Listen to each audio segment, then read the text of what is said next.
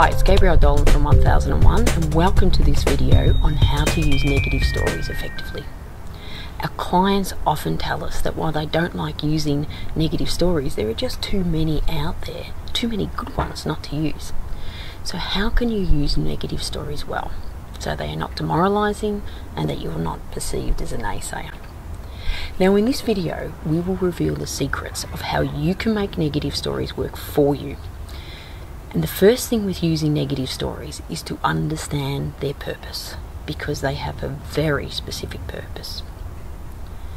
Negative stories are pattern interrupt stories. They can shock people into seeing a situation a new way. They can create a sense of urgency and they can carry very powerful lessons.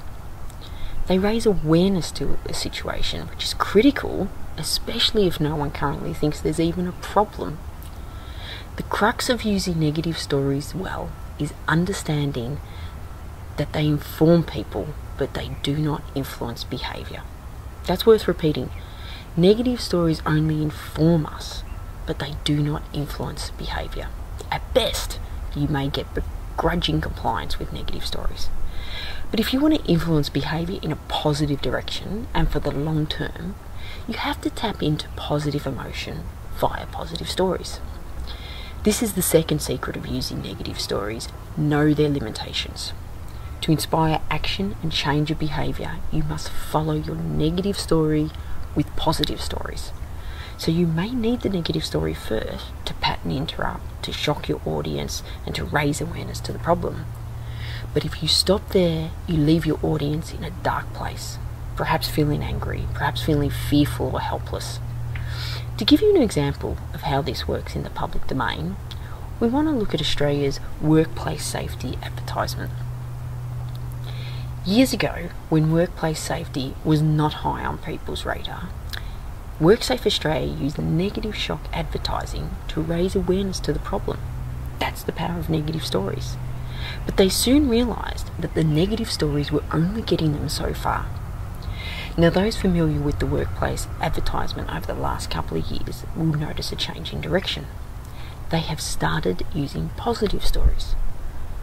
One such advertisement is about a boy sitting on the step waiting for his dad to come home.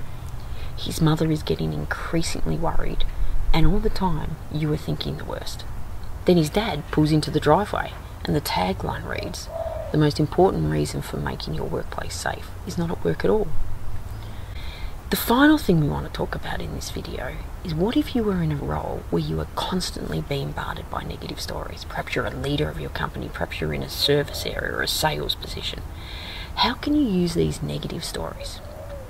We suggest the powerful counterbalance method. Every time you can hear a negative story about how badly things have gone, how poorly the organisation is, how bad your product is, imagine if you counterbalance this with a positive story of sharing the time when things did go well. Now, we're not asking you to Pollyanna about this, and certainly acknowledge the negative story and say, you're right, that is how things were 6 months ago or a year ago. But have you heard about what's happening now? Have you heard what happened yesterday when a customer rang us? And launch into your positive stories. We find very few people play this role in an organisation, and especially if you're in a leadership role or a sales role or a service role, counterbalancing negative stories with positive stories, even if they are few and far in between, can give positive stories the oxygen they need to survive, thrive, and become part of your organisation, become part of who you are. Because when stories start to change, you know that the organisation has started to change, that your culture has started to change.